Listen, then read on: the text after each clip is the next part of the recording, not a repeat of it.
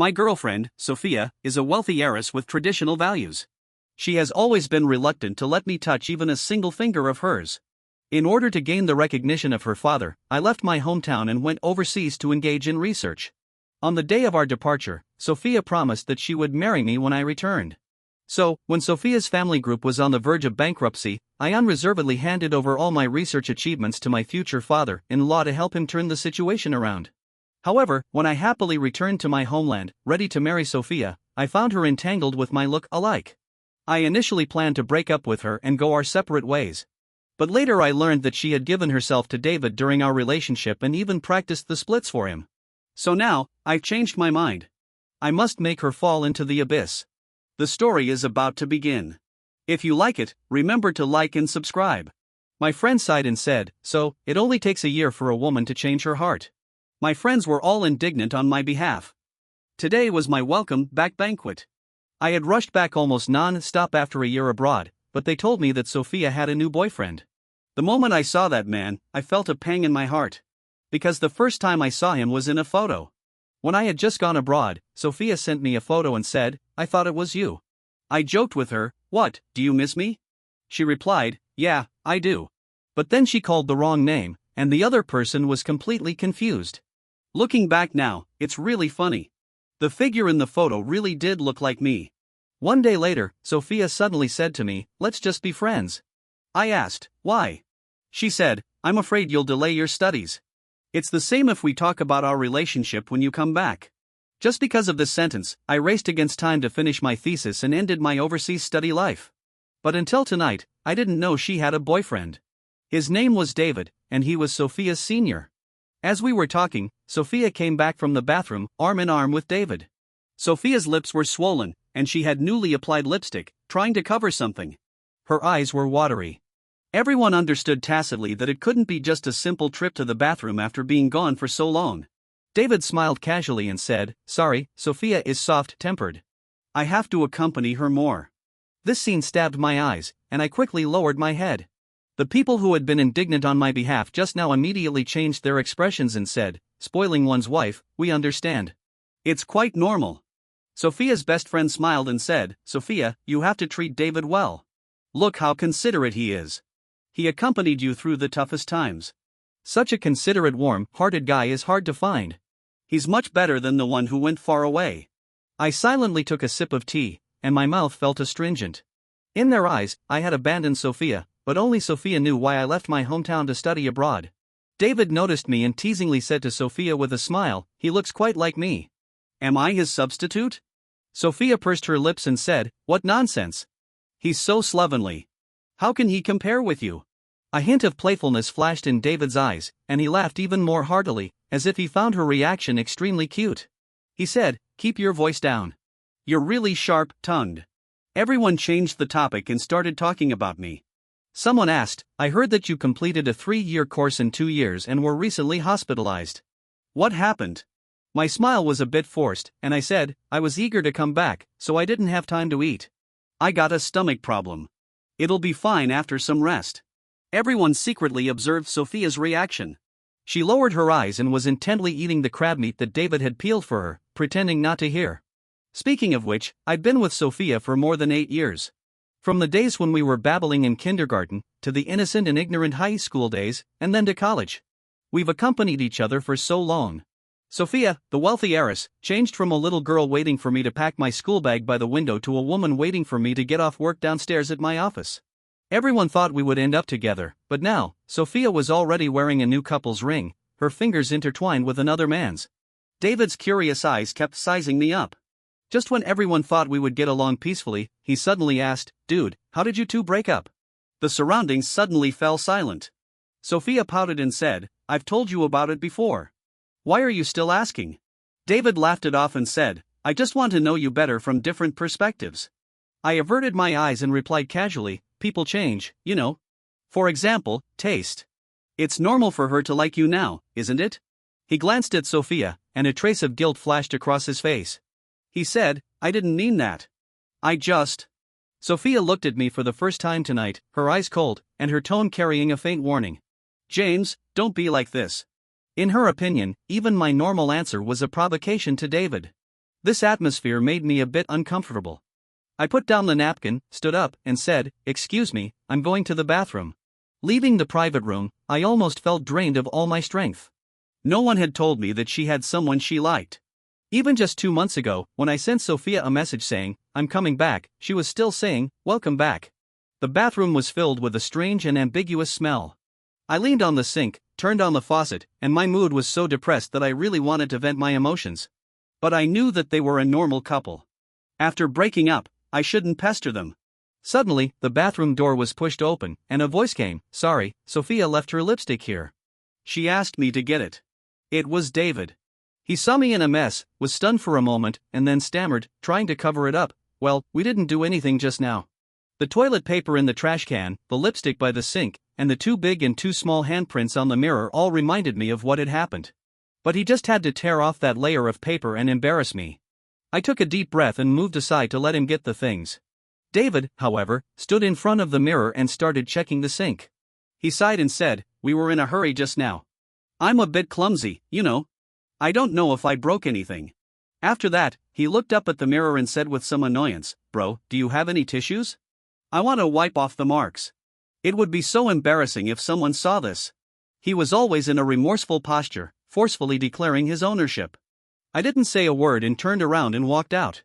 When David followed me into the room, he had a dejected look on his face, as if he had been greatly humiliated. Sophia nervously pulled David's arm and examined it carefully. She frowned and said, "David, what did James say to you? Did he bully you again?" Her best friend also stood up and said, "James, don't go too far. David and Sophia have been through so much together. Why should he quit just because you're back?" These words finally ignited my anger. I gritted my teeth and said, "Have you said enough?"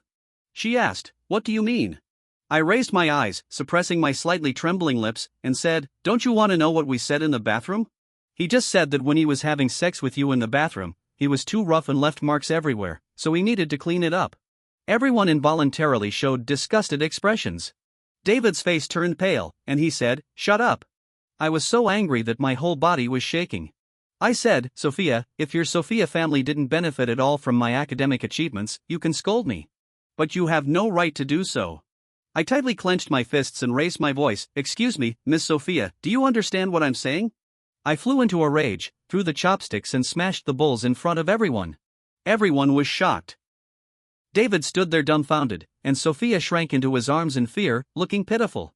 When I slammed the door and left, Sophia's best friend cursed, "Sophia, it's lucky you didn't end up with him. His temper has become so bad." I walked out with a cold face, not stopping. The rainy season had passed, and the cold air had swept through the city. I was standing by the roadside when I received a phone call. After answering it, there was a few seconds silence, and then a gentle and pleasant female voice came from the receiver, "Is everything going well?" My emotions suddenly burst. I sighed and said, "Prof. During my short study abroad life, if you asked me who left the deepest impression on me, it would be my supervisor, Olivia. She was only 30 years old and was already the youngest female professor at the MO Medical Center, with profound attainments in the field of biomedicine. Once, we had a fierce argument about my return to China. Olivia said in a very cold tone, "James, I've always admired you. It stands to reason I have no right to interfere in your private life. But you clearly have a bright future ahead of you, yet you want to end your studies early. In my opinion, this is a very unwise choice. Your research shouldn't stop here." I still returned to China, full of courage, only to hit a wall and end up in a desperate situation. I was prepared to accept ridicule, but Olivia said, "I'm about to take off. Let's talk when I land." I asked, "Where are you going?" She chuckled and said, "There's an academic conference in your city tomorrow." She slowly said, "James, everyone makes mistakes. You can choose to keep going wrong or get back on the right track. I hope to see you there tomorrow." I looked at the night sky, imagining her appearance when she said these words, gentle, elegant, intelligent, and refined. I rubbed my throbbing temples and said hoarsely, "I understand, Professor. I rented an apartment in the city center, in the same community as Sophia. I originally wanted to be closer to her, but now it has become the most annoying place. When Sophia's best friend called me, I was just pulling the curtains. Coincidentally, looking out of my window towards the opposite side, I could see the living room of Sophia's house.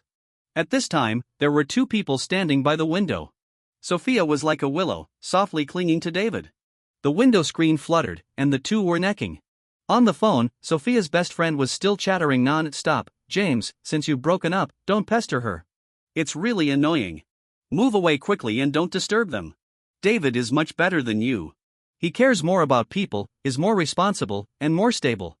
Think about where you're lacking. Actually, I wasn't interested in arguing with her, unless she insisted on being mean. I interrupted her and said, "Don't you like David?" She asked, "What?" I said, "Don't you like your best friend's boyfriend? I can see them kissing. Do you want to see?" Sophia's best friend was suddenly stunned, and then, as if her shame had been exposed, she cursed, "James, are you crazy?" She angrily hung up the phone. When I called back to say a few more words, I found that I had been blocked. It was really ridiculous. On the day of the conference, I met Sophia and David. Sophia came to this conference because it was related to the fate of the Sophia family group. Naturally, Sophia's father sent Sophia to attend. Moreover, the research results of Professor Olivia and I would directly determine the development direction of the industry in the next few years. David put his arm around Sophia's shoulder, looked around, and then said to me, "Dude, who did you come in with?" From his expression, I could tell that he thought I was a fake returnee who didn't even have the qualification to enter the venue without someone's help. I ignored his words. Unexpectedly, he continued to provoke me, "If you have a new girlfriend, show her to us." Suddenly, Olivia's voice rang out. The next second, she came to my side and said softly, "Hello, I'm James' supervisor. May I ask who you are?" I turned my head and saw her delicate profile, as cold and distant as ever. She never usually asks about other people's private affairs, let alone greet them. Worried that she might be offended by Sophia, I quickly replied, "These are my ex-girlfriend and her current boyfriend." After hearing this, the corners of Olivia's eyes, which had been slightly filled with spring water, turned into fine ice. She said softly, "James, it's about to start. As we did before, we need you to take the lead." I had attended countless such occasions, so I was naturally familiar with the process. Sophia was puzzled and said, "Wait, what are you going up for?" It was really ridiculous. The Sophia family group had clearly established itself in the industry through my research results, but Sophia didn't even remember what achievements I had made, nor did she remember that my supervisor was a well-known overseas scholar invited to this conference. I ignored her and turned to leave. David, who had been silent just now, followed me and called me from the audience, saying calmly, "Dude, what do you want to prove by doing this? That you're stronger than me? Don't think too highly of yourself." The lights in the venue drew a clear line between us. I looked at his face, which was slightly twitching due to his forced smile, and said word by word, "Little guy, have you lost your mind?" As I finished speaking, all the lights in the venue went out, and a dazzling beam of light fell from above my head. I stood in the light and didn't see David's expression. As Olivia said, people always take some detours. Maybe it's being bewitched or being blinded by greed, but never give the initiative to others, whether in career or in love. I had a humble background. In order to prove my ability to Sophia's father and let him agree to our marriage, I went abroad to study and gave him my first batch of academic achievements. It was also because of this that the Sophia family group became a well-known enterprise, while I became the laughingstock of others. Now, I won't make the same mistake again. That night, I became a sought-after person among many companies. Graduating from an Ivy League school, a returned medical doctor, and a student of Professor Olivia, these halos combined made me spend the whole night in greetings and small talk. During the tea break, I came out of the bathroom, and Sophia was waiting outside early. She said, "James, long time no see." For a moment, I seemed to be back in the past. She was just as I had expected, standing at the airport exit, smiling and saying to me, "James, long time no see." When the beautiful expectation was shattered by reality, only the fragmented and even disgusting reality was left. I said expressionlessly, "Miss Sophia, isn't this a bit too late?" A trace of grievance flashed across Sophia's face. She bit her lip and said, "Last year, the Sophia family group encountered a crisis. The company could go bankrupt at any time. My father mortgaged the house and the car. At that time, I was very scared and in pain. James, I did not look for you. I wanted to talk to you, but you were very busy with your so-called experiments." I listened to her sudden complaint and sneered, "You blame me?" I said with a straight face, "You were the one who proposed to break up, and you were the one who said we could talk when I came back. Sophia, why bother? Is it so difficult to admit that you couldn't wait?" She lowered her eyes and didn't dare to look at me. She said softly, "Can we get back together?" I directly slapped her across the face. Sophia's head was slapped to the side, and a 5-finger mark appeared on her fair side face. I was so angry that I laughed. I asked, "Sophia, are you cheap?" Will you die if no one loves you? When there's a difficulty, you throw yourself into a man's arms. When your father can't be relied on, you come to me. When I'm not around, you find someone else. Do you need to be married off in a ghost marriage after you die? Sophia hung her head. But David rushed over from somewhere and pushed me. He cursed, James, how can you hit her? When she tried to commit suicide by taking sleeping pills, where were you? Stop talking. Sophia interrupted him. Sophia, don't hide it from him. David shook off Sophia's hand forcefully. He said sternly, I was really heartbroken when I saw her helpless look. I felt it was unfair for her. Do you know? How could there be such an irresponsible boyfriend like you? During that time, I stayed with her every day, took care of her, made her happy, and took her out to relax. What about you, James? You were abroad, getting a degree, and when you came back, a lot of people were flattering you. Do you think you're the chosen one, so everyone has to obey you? I sneered, did I cause her depression? Did she tell me about it? And you're really ridiculous. What did your so-called companionship solve? What are you? She can stand here today all because my academic achievements helped the Sophia family company solve the crisis, and the Sophia family didn't go bankrupt. Now that the Sophia family is prosperous, what have I got? David gritted his teeth and said, what have you got? Don't you know what you're like tonight? I replied, I know exactly what I'm like tonight, and this is what I deserve. If she survived, she should thank the doctor. What are you being thanked for? The doctor worked around the clock to save her. Why doesn't she marry the doctor? David's face turned bright red, as if he had suffered a great humiliation. He shouted loudly, she has depression. Do you know that?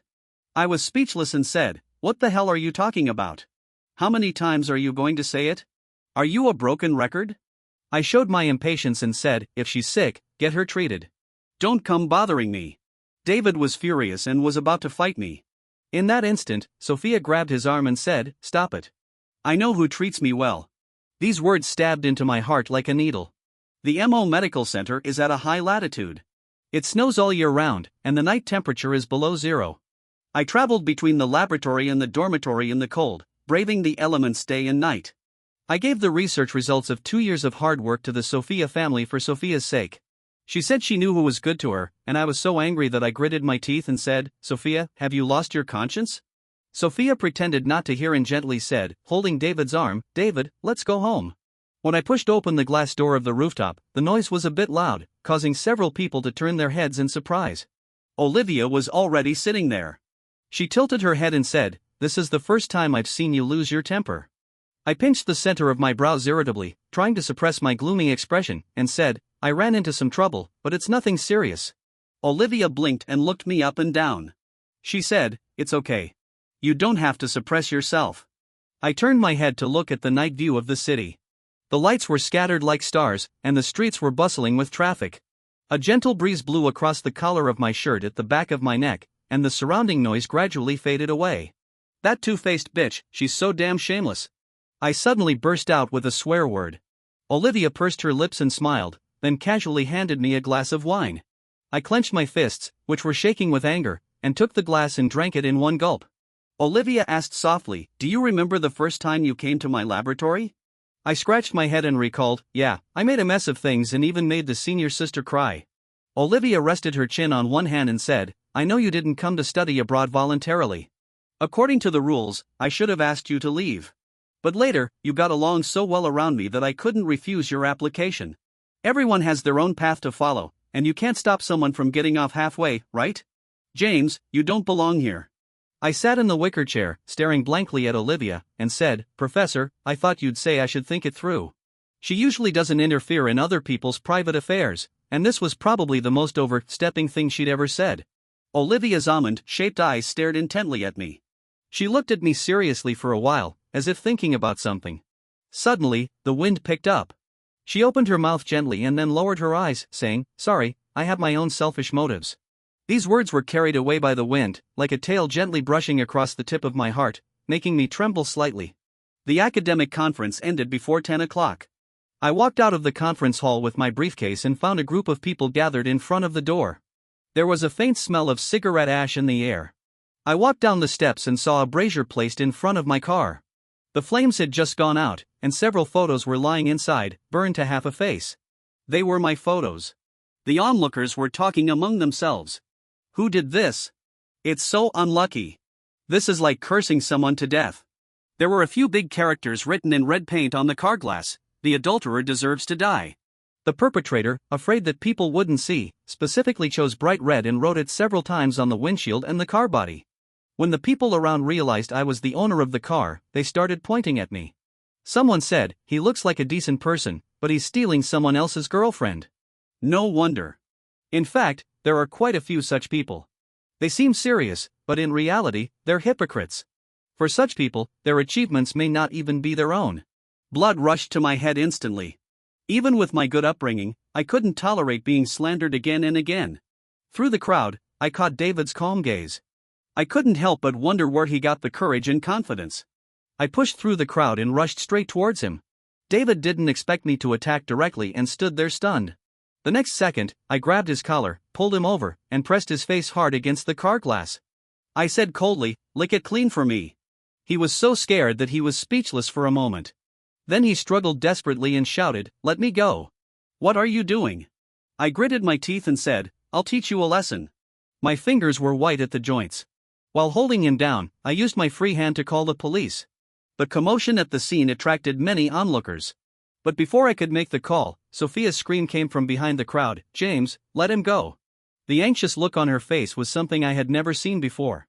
As soon as she came closer, I kicked over the brazier, and the dust covered her. I shouted harshly, "Where did you get my photos?" Sophia didn't answer directly. Instead, she said with a neither humble nor arrogant look, "Hitting people is against the law. Do you believe I'll call the police right away?" I was extremely speechless. David stuttered and shouted, "Don't call the police." "Whose side are you on, Sophia?" I sneered and said, "Are you planning to turn in your own lover and send David to jail?" Sophia was taken aback, frowned, and said, "James, be reasonable. Why are you acting like a madman?" I asked, "Do you want to see something even crazier?" I took out a voice recorder and pressed the play button. A recording of me and Sophia played. I said, "Sophia, is it so hard to admit that you couldn't wait?" She replied, "Can we get back together?" I asked, "Sophia, are you cheap?" Sophia's pupils suddenly dilated. She looked nervously at David, who was stunned, and said, "David, it's not like that." "That's not what I meant." David's face turned pale, and he gritted his teeth and said, "You still like James, don't you? What do you take me for? A substitute?" I held the voice recorder and held it between the two of them, playing it on a loop. "Can we get back together? Sophia, are you cheap?" Finally, David broke down. He roared, snatched the voice recorder, and smashed it to pieces. Then he pushed Sophia down and turned around to leave. Sophia stood up, hurt, and sobbed, "James, you're so heartless." After that, she cried and chased after him, leaving a mess and the onlookers as quiet as chickens. I glanced around, then silently got into the car. After a while, I covered my eyes and let out a deep sigh. The surveillance camera at the door recorded the whole process of David damaging my car. He not only smeared my car with paint but also smashed several holes in the hood with a hammer. If I insisted on not reaching a settlement, David might be detained for a few days, just a few days. They offered several times more compensation. I sat in the mediation room. Opposite me were Sophia and David, who was glaring at me. David resentfully signed the settlement agreement and handed it to me. The police officer said, "Mr. David, the victim requires you to apologize." David looked at Sophia, gritted his teeth, and said, "I will never apologize. Sophia, maybe in your heart, I'm not as good as your childhood sweetheart. I can't stop you two from having an affair, but I also have my self-respect as a man. I will never bow to him." I was speechless and said expressionlessly, "Are you out of your mind?" I and she have long since ended. Sophia pursed her lips, looked at me again, and said, "James, the money has been given to you. Why are you being so petty? Why can't this matter just end like this?" I laughed and said, "Whether it ends or not, since when does the perpetrator get to decide?" I pushed the mediation paper back and said magnanimously, "Okay, it ends like this. Double the compensation, and I'll let it go." Sophia's face turned red. She bit her lip, about to say something. I interrupted, "What were you going to say? If you can't speak properly, you have to use money to make up for it." David slapped the table and stood up, saying, "Isn't it just about money? Fine, we can do that. The Sophia family has plenty of money." Sophia looked helpless. In the end, they readily gave the money. Miss Sophia wasn't short of money. After all, the Sophia family had made a fortune from my achievements. But I didn't care anymore. Having money was enough. When we came out of the police station, David held Sophia in his arms and said with a look of guilt, "Sorry, I was impulsive." Sophia tugged at his sleeve and said, "It's not your fault, David. It's all because I misjudged people before. I didn't expect he would be such a vicious person." It was raining outside. I stood under the eaves, staring at the bead-like rain curtain for a long time without speaking. Really, it was so meaningless. A relationship of more than 10 years was completely worn away in just a few days. I frowned. My phone received a text message. When I opened it, I froze in place. The text message said, "I knew there was something going on between David and Sophia. A friend of mine found David's Weibo. This is a photo he posted last May Day. You and Sophia hadn't broken up then, right?" In the photo, David was wearing a half-body bath towel, looking very proud. He was taking a selfie with his right hand holding the phone in front of the hotel mirror, and his left hand was around the slender waist of a woman wearing a mask. The caption was, "Met up with my junior sister. Ready for a night of passion." Someone commented enthusiastically below, "Nice, bro. I've been watching you too. Go for it, man. Your girl has a great figure." David replied, "Of course. Your sister-in-law can even do the splits." I held my phone. The moisture seemed to seep into my bones, and my hands and feet turned cold. At that time, I had been abroad for less than a year and hadn't even achieved anything yet, but Sophia had already hooked up with David. Later, the Sophia family group took away my achievements and became a top-tier company in the industry. How dare she? Sophia called me from behind. She said coldly, "For the sake of our long-standing acquaintance, you can consider cooperating with the Sophia family group." I took a step back, getting farther away from Sophia. A strong feeling of nausea welled up in my stomach. It took me a great deal of effort to calm my tone and said calmly, "What if your boyfriend comes to cause trouble for me again?" David was about to get angry, but she tugged at David and said, "No, he won't." Sophia said distantly, "We'll only talk about cooperation in the future. He won't bother you." It was really funny that she still had the nerve to talk to me about cooperation. Before today, I just wanted to write off everything with her, but now, I changed my mind. I was going to make her fall into the abyss. The rain was still falling. The pattering of the rain made people feel a bit dazed. "James." Sophia called me. I shook my head, smiled slightly, and asked, "How much do you think you can be trusted by me?" Sophia's lips tightened into a line, and she didn't speak for a long time. I took out a silver ring wrapped in a sealed bag from my pocket and threw it into the rainwater at her feet, saying, "This is of no use to me anymore." When she pestered me to buy this pair of silver rings, we were still middle school students.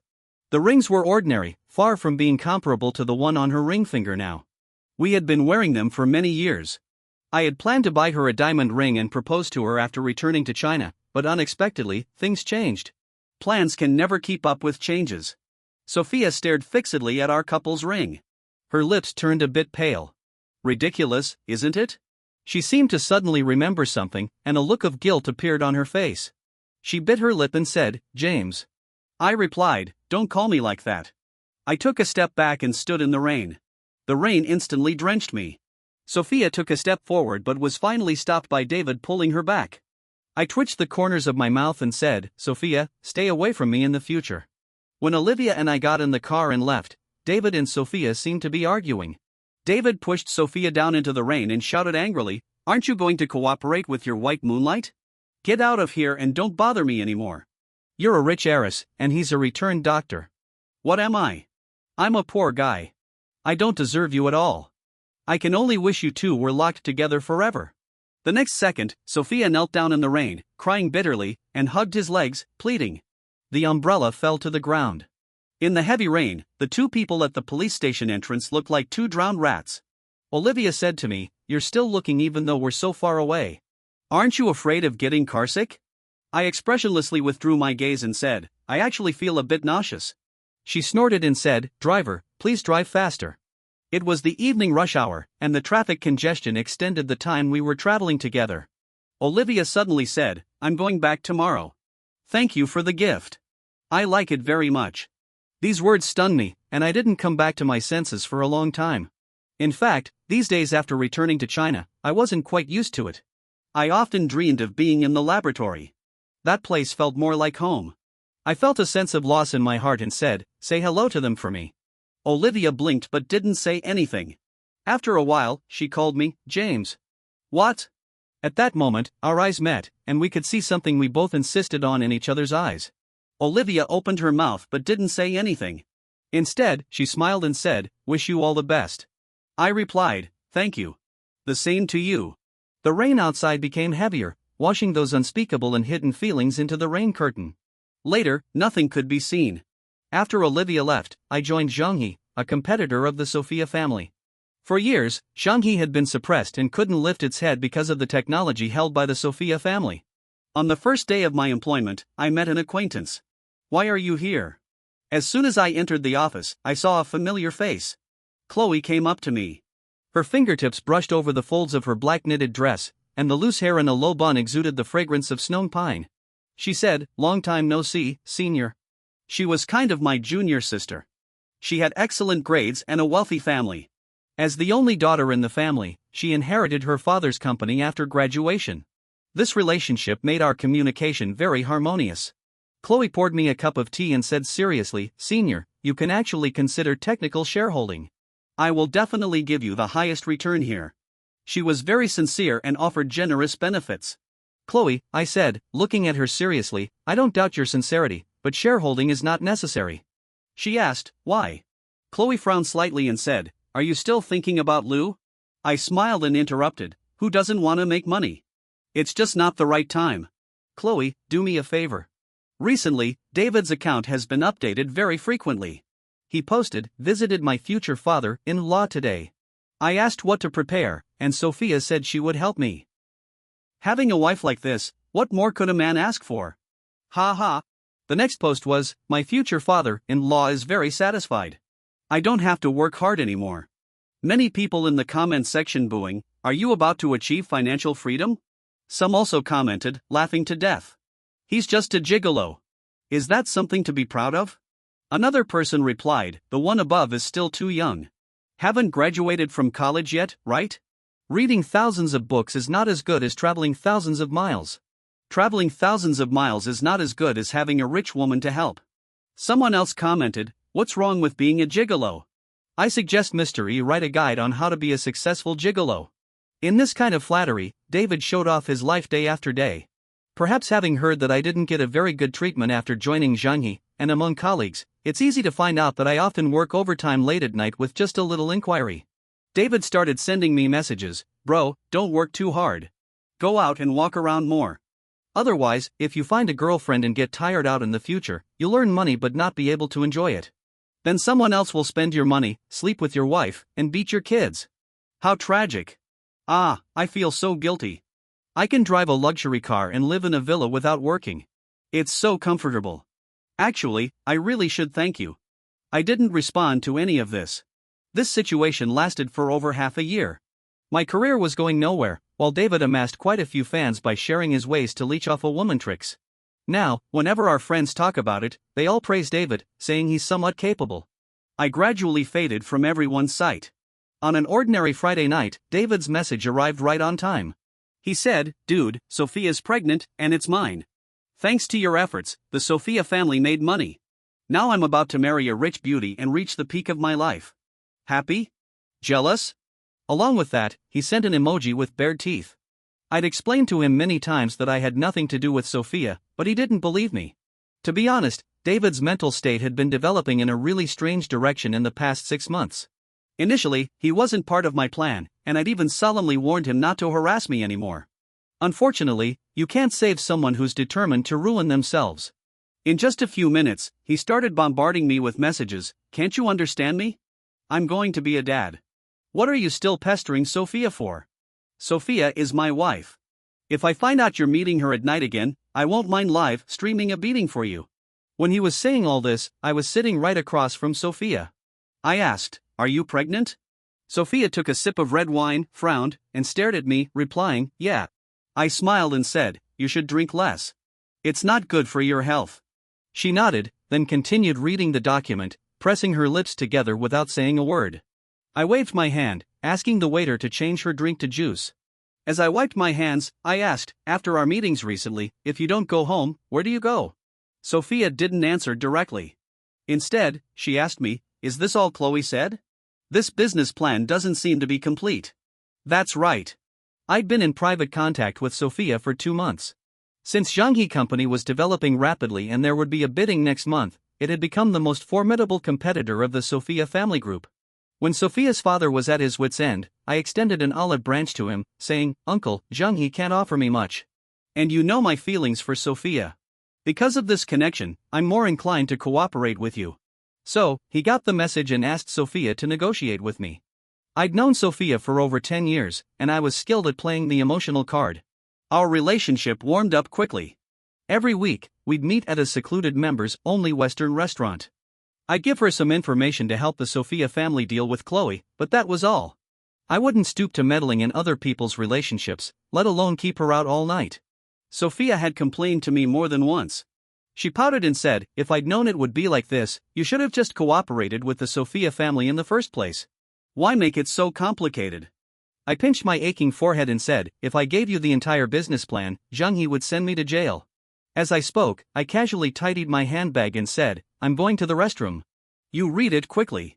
Just as I finished speaking, the door was suddenly pushed open, and David rushed in with several burly men. He gritted his teeth and said, "This is the guy." He held his phone, looking furious, as if he wanted to tear me to pieces. It had been a long time since I last saw David. He'd lost a lot of weight. He was far from the dashing and confident look he had on camera. His eye sockets were sunken, and his cheeks were visibly hollow. He looked haggard. Before I could say anything, I was surrounded by those burly men. They all cursed, "Shameless. How dare you touch my boss's woman? You're tired of living." Fortunately, the security in this place I chose was really good. After a brief commotion, they were subdued by the security guards. I got a bit scratched during the scuffle. David shouted angrily, "Everyone, look! Is there no law left? My wife is pregnant, and they're having an affair here." I wiped the wound on my hand and looked at Sophia. She had been huddled on the sofa the whole time. Like most women caught cheating, she remained silent, as if this was just a battle between men and the fire would never reach her. I rolled up my sleeves, walked over, and slapped Sophia hard across the face. With a slap, the scene fell silent instantly. Sophia was stunned. She covered her face and looked up at me in disbelief. I frowned and said, "What are you looking at?" I said coldly, then continued, "If you want this cooperation to continue, don't let this guy stage this cheating, catching farce again. Otherwise, we'll all be in trouble." David was still cursing. He said through gritted teeth, "Have the guts to let me go and fight one-on-one. I'll beat you to death, you son of a bitch." It's quite ridiculous. When I was young, I couldn't see Sophia clearly. I just thought she was a goddess above me, and I was willing to be her lackey. Unexpectedly, in just a few months, I saw through her. She was selfish and only cared about herself. Seeing that she still didn't react, I smiled calmly and said, "Sophia, don't forget, this involves commercial crime. If we're caught, we'll go to jail." David was impulsive and hot-tempered. He didn't care about this. He just believed that as long as I was in the same room as Sophia, our old feelings had reignited. So, like a wild beast, after breaking free, he picked up a stick and smashed the TV in the private room. But Sophia, who had once almost fallen into the abyss, cared. Her glamorous life couldn't end like this. In the next few minutes, I became a bystander. Sophia slowly walked over. The next second, she slapped David, who was going crazy, hard across the face. David's eyes widened in disbelief. His anger instantly vanished, leaving only disappointment and confusion. He said in a hoarse voice, "Sophia, what are you doing?" A trace of regret flashed in Sophia's eyes. She bit her lip and said, "Sorry, David, I just..." David's face turned pale. He gave her a deep look, then left with his buddies without looking back. Sophia had her back to me, and her figure looked desolate. After a long time, she said, "James, I'm pregnant with his child. This is the last time. After this, we won't contact each other anymore." I picked up my briefcase, filled with sarcasm. Pregnant with his child? That was laughable. She probably didn't even know who the father of the child in her belly was. Every time we finished our meeting early, she would go to some places with good security measures with her girlfriends and wouldn't come back until midnight. After David noticed, she wanted to shift the blame to me. She was dreaming. I picked up my coat, passed by Sophia, and whispered a warning, "Sophia, do some good deeds. Do some good, or even hell won't accept you after you die." Half a month later, the bidding started, but Sophia got involved in a scandal. As an influential blogger, David, after disappearing for half a month, directly exposed Sophia on the internet, revealing our so-called affair. All of a sudden, there was a flood of curses on the internet, and I wasn't spared either. Chloe said on the phone, "Senior, have you thought that this could ruin your reputation?" I looked at the photo Olivia sent. She was standing under the snow-covered mountains, looking at the sunrise. Her almond-shaped eyes were peaceful and gentle. I suddenly missed her a bit. The paper calendar on the table flipped to the next page. I ticked it with a pen and said, "No, I just hope that when Zhanghe becomes the industry leader, they can fulfill the promise they made to me." Chloe replied, "Of course they will." During this period, although there were constant rumors about me and Sophia, Chloe always chose to believe me. She said, "Maybe you can consider staying here." I said, "If there's a chance in the future, I will." In just a few days, the public opinion fermented rapidly. Even at work, people pointed at me. I often stared at the 19th floor of the opposite office building, where Sophia was. One day, she finally saw me, waved at me, and soon called me. She said, "David has been controlled by my dad. It's time to post a clarification announcement. As long as you post an alibi to prove that we weren't together, I'll be cleared." I laughed. Why didn't she post it herself? Because she wasn't innocent at all. It was just that the person she cheated with wasn't me. I sat at my workstation, lazily crossing my legs. The sun shone on me, making me feel warm. I replied, "Sophia, I don't want to post it." Her voice tightened as she asked, "Why?" I replied, "Because I love you, right?" My tone was full of sarcasm. James is so stupid. Even after being betrayed once, he's still willing to work like a slave for Sophia. These were the exact words she said to her best friend on the phone last week, which I overheard by accident. Sophia wasn't as smart as she seemed. She actually believed that all men were lackeys controlled by their lower instincts. That kind of thinking was really stupid. Sophia was stunned for a moment, then got angry. She replied, "James, what exactly do you want? As long as you're willing to help me, I can marry you." Her answer made me laugh. I said, "What are you thinking? Have you forgotten that you're pregnant with a child whose father you don't even know?" She started to get anxious and said, "James, don't say that about me, okay? You know I'm innocent." I responded, "No, I don't." I stood up, gently knocking on the window glass, and said, "Sophia, deal with your own affairs." After hanging up the phone, I saw her seemingly pressing against the floor-to-ceiling window, glaring at me hatefully. I knew she was about to explode. When a person wants to lose their temper but has nowhere to vent it, they're not far from going crazy. This incident caused huge losses to the Sophia family and made Sophia lose all her face. I refused to testify, and Chloe reported her to the police, accusing Sophia of colluding with me to steal business secrets. In front of the police, Sophia honestly confessed where she went with her girlfriends at night, such as the clubs of corrupt officials and the private mansions of the children of officials. I was in the next room, listening to another farce. This time, David completely broke down. He threw the medical examination report on Sophia's face and cursed, "Sophia, you're really something. You're so shameless. You don't even know who the father of the child is, right? What a rich heiress. I think you're just a..." It turned out that she had affairs with not just one person but 7 or 8 people on the same day. The upper-class circle was really incredibly chaotic. I tried to empty my mind, my eyes unfocused, holding back the urge to laugh. The police officer patted the table and said sternly, "What are you doing? Pay attention." I said, "I didn't do it." The police officer said, "If you didn't, why does she have the information of your company?" I replied, "I don't know." In fact, they quickly found the video of my meeting with Sophia that day. While I was getting up to go to the restroom, Sophia opened my briefcase, turned on my laptop, and inserted a USB drive. She obtained the business secrets through illegal means. It had nothing to do with me. I was acquitted. Unfortunately, it was raining again. It seemed to rain every time I came to this kind of place. I prefer snow. Chloe was waiting for me at the door. She had a gossipy look on her face and said with a laugh, 7 or 8? "Senior, I really didn't know Sophia was this messy in private. It's so ridiculous. People might think she's making adult movies." Halfway through her laughter, she stopped and said, "Senior, I want to ask, have you had a medical check-up?" I smiled and said, "Don't worry about me. Think about how to make money instead." When I first entered medical school, the teacher told us to check the infectious disease report before having a relationship. So, over the years, I hadn't been in a hurry to have a more intimate relationship with her, and thus, I avoided trouble.